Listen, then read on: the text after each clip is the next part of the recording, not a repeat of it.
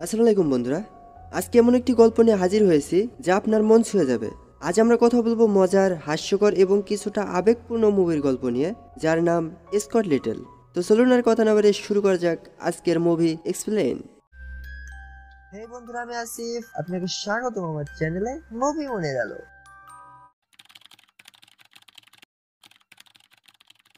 গল্প শুরু হয় এক পরিবারের সাথে। তাদের নাম লিটল পরিবার।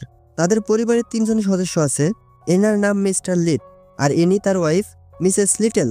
তাদের একটা ছেলেও আছে যার নাম জস। তাদের পরিবারে একটি বিড়ালও আছে যার নাম স্নোবল। তারা সিদ্ধান্ত নেয় তাদের পরিবারে একটি নতুন সদস্য নিয়ে আসবে।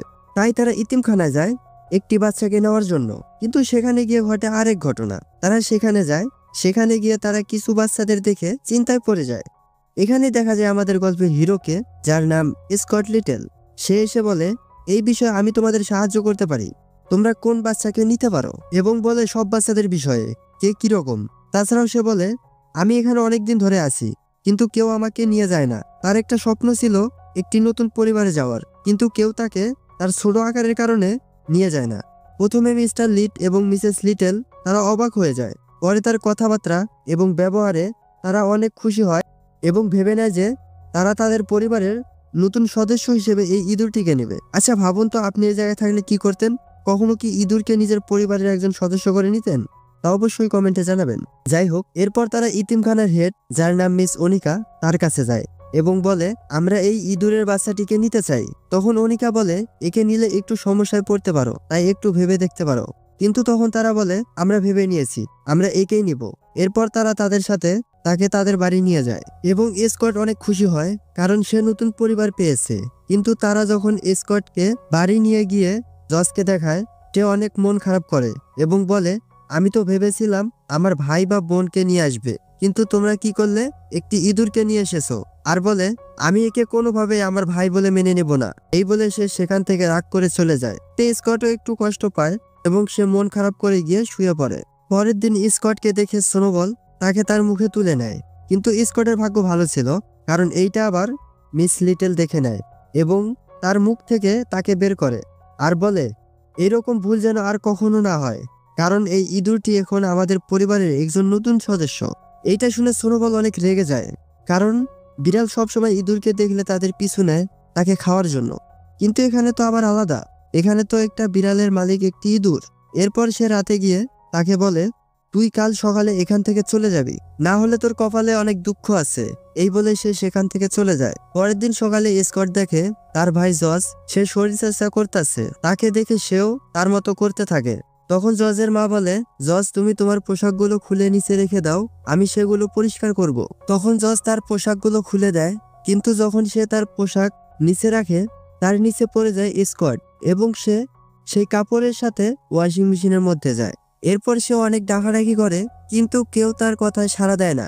কিছুক্ষণ পর সেখানে আসে স্নোবল। সে এসে বলে, অনেক অনেক শুকরিয়া আদায় করি মহান আল্লাহ তাআলার কাছে তোকে এইরকম বিপদে ফেলানোর জন্য, আর দোয়া করি তুই যেন মরে গিয়ে জান্নাতবাসী হতে পারোস।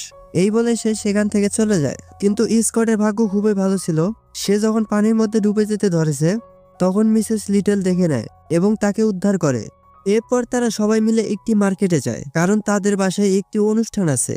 কারণ মিস্টার লিট এবং মিসেস লিটল তারা চাইছিল তাদের নতুন সদস্যকে তাদের সবার সাথে পরিচয় করিয়ে দেওয়ার জন্য। এরপর রাতে যখন সকল মেহমান আসে, তারা সবাই স্কটকে দেখে অবাক হয়ে যায়, কিন্তু তার ভালো ব্যবহার এবং বুদ্ধিমাত্রা দেখে সবাই তার উপর খুশি হয় এবং তাকে সুন্দর সুন্দর উপহার দিতে থাকে। এইটা আবার দেখে জজ বলে, একে দেখে এত উত্তেজিত হওয়ার কিছু নাই, এটা শুধুমাত্র সাধারণ একটি ইঁদুর। আর বলে, একে আমি আমার ভাই বলে কখনোই মেনে নেব না, এবং সে সেখান থেকে চলে যায়। এটাই তো স্বাভাবিক, কেউ কি কখনো একটি ইঁদুরকে তার ভাই বলে মেনে নেবে?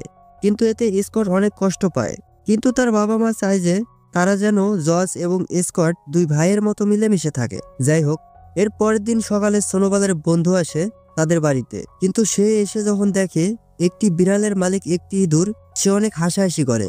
এইটা দেখে আবার স্নোবল অনেক রেগে যায় এবং স্কটের পিছু করতে থাকে তাকে ধরে খাওয়ার জন্য। তখন স্কট তার হাত থেকে বাঁচতে জজের ঘরে যায়।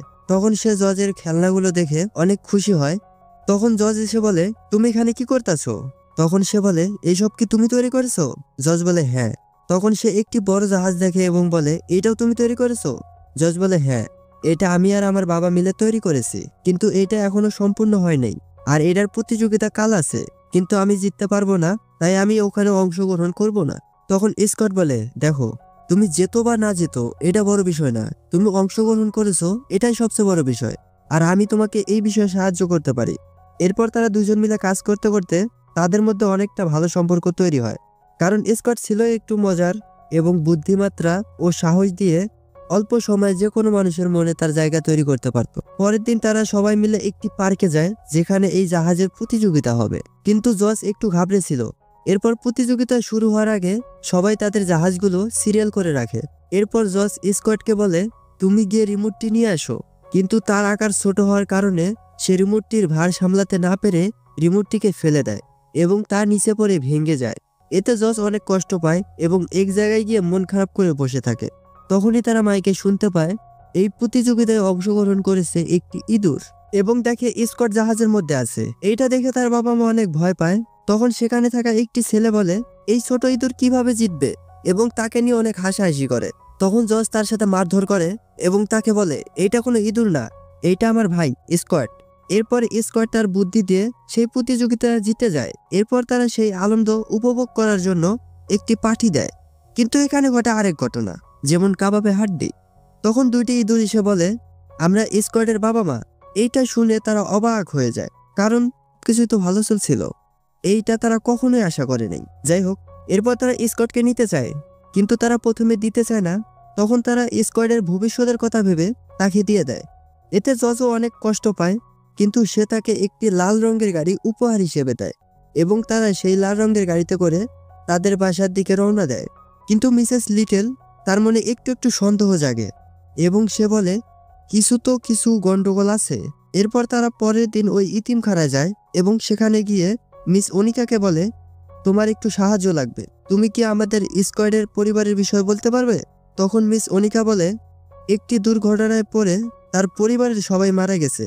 এইটা শুনে তারা বুঝতে আর বাকি নাই যে এখানে কিছু না কিছু ঝামেলা আছে। তখন তারা সাথে সাথে পুলিশকে খবর দেয় এবং তাকে খোঁজা শুরু করে দেয়। এগুলো দেখে আবার স্নোবল অনেক ভয় পায় এবং সে তার বন্ধুকে নিয়ে তাদের লিডারের কাছে যায় এবং বলে, তুমি আমাকে বাঁচাও, আমি বেঘর হতে চাই না। তখন তাদের লিডার, যার নাম ইবিল, সে বলে, তুমি ঘরে যাও, আমি দেখতেছি। এতে আমরা বুঝতে বাকি নাই যে এইসব কিছু কাণ্ড সোনোবালি করেছে। যাই হোক, এরপর তারা স্কোয়াডের পোস্টার লাগিয়ে দেয় এবং তার উপর একটি পুরস্কার দিয়ে দেয়। এইদিকে স্কোয়াডের নকল বাবা মা তার মিষ্টি ব্যবহার দেখে তাকে ইবিলের হাতে না দিয়ে তাকে সব বলে দেয় এবং তাকে তার বাড়ি ফিরে যাওয়ার জন্য বলে এবং সে সেখান থেকে তার বাড়ির মধ্যে আসে। তখন তার সামনে আসে স্নোবল এবং বলে, তুমি এখানে আবার কেন এসেছো? তোমাকে তারা তাড়িয়ে অনেক হাসি খুশি আছে, ওরা তোমাকে একটা বোঝা মনে করে। তখন স্কট বলে, এইসব মিথ্যে। তখন স্নোবল বলে, দেখো, তারা তাদের ছবি থেকে তোমার ছবি মুছে দিয়েছে কোন কারণে? এইটা দেখে স্কট অনেক কষ্ট পায় এবং সে সেখান থেকে চলে যায়। আসলে তারা তার ছবি মুছে দেয় নাই, তারা তার ছবি কেটে নিয়েছে এবং এই ছবি দিয়ে তাকে খুঁজতেছে। যাই হোক, এরপর সে আর তার বন্ধু আবারও সেই ইবিলের কাছে যায় এবং স্কটের ঠিকানা বলে দেয়। এরপর তারা সবাই মিলে স্কটকে খাওয়ার জন্য তাকে খুঁজতে থাকে। পরে সোনোবল বুঝতে পারে যে সে অনেক বড় ভুল করেছে, তাকে বাঁচাতে যায় এবং তারা সবাই তাকে দেখে ফেলেছে। তখন সোনোবল বলে, আমি অনেক বড় ভুল করেছি, তাই তোমাকে বাঁচাতে চাই, আর আমি তোমাকে বাঁচাতে এখানে আইছি। এটা শুনে স্কট অনেক খুশি হয়। তখন তার বন্ধু বলে, কি এসব বলতাছিস তুই? তোর কি মাথা ঠিক আছে? দাঁড়া, আমি আইতাছি। এই বলে তারা সবাই মিলে আর পিছু পিছু গাছে উঠতে থাকে, কিন্তু সোনোবল চালাকি করে একটি গাছের ডাল ভেঙে তাদের সবাইকে পানির মধ্যে ফেলে দেয় এবং তারা ভয়ে পালিয়ে যায়। এরপর সোনোবলের সামনে আসে ইবিল। তখন আবার স্কট বুদ্ধি খাটিয়ে তাকে পানিতে ফেলে দেয়। এরপর তারা দুজন মিলে বাড়ি ফিরে আসে। এইদিকে জজের বাবা মা ফোনের অপেক্ষা করতে করতে তারা ঘুমিয়ে যায়, কিন্তু যখন দেখে যে কোনো ফোন আসতেছে না, তাই তারা ঘরে ঘুমাতে যাবে। তখনই জজ দেখে স্কটকে এবং তাকে ঘরে নিয়ে নেয় এবং তারা অনেক খুশি হয় এবং এই মজাদার গল্পটি এখানেই শেষ হয়। এই মুভির বিশেষ বার্তা হলো, নিজের অবস্থান বা আকার কখনোই আমাদের ক্ষমতা বা ভালোবাসার প্রমাণ হতে পারে না। স্কট ছোট হলেও তার হৃদয় ছিল বিশাল বড়, আর তার সাহস, বুদ্ধিমাত্রা বড় কাজ করতে সক্ষম করে। আমাদের উচিত আমাদের সম্ভাবনা বুঝে আত্মবিশ্বাস নিয়ে বড় কাজ করা। এছাড়াও স্কট লিটল মুভিটি ছোটদের জন্য কিন্তু বয়সী দর্শকদের জন্যও শিক্ষণীয়। এটি বুঝিয়ে দেয় যে সত্যিকারের সাহসী হতে হলে আপনার জীবনে নিজের নিয়ন্ত্রণে নিয়ে আসা দরকার, আর সেই পথে আপনার পরিবার, বন্ধু এবং ভালোবাসা সব সময় আপনার পাশে থাকবে। তো বন্ধুরা, আজকের ভিডিওটি যদি ভালো লাগে তাহলে অবশ্যই লাইক দিন, শেয়ার করুন এবং সাবস্ক্রাইব করতে ভুলবেন না। আর কমেন্টে জানান আপনার জীবনের সবচেয়ে সাহসী মুহূর্ত কি ছিল। আবার দেখা হবে আরেকটি নতুন মুভিতে। আজকের মতো বিদায়। ভালো থাকুন, সুস্থ থাকুন। আল্লাহ হাফেজ।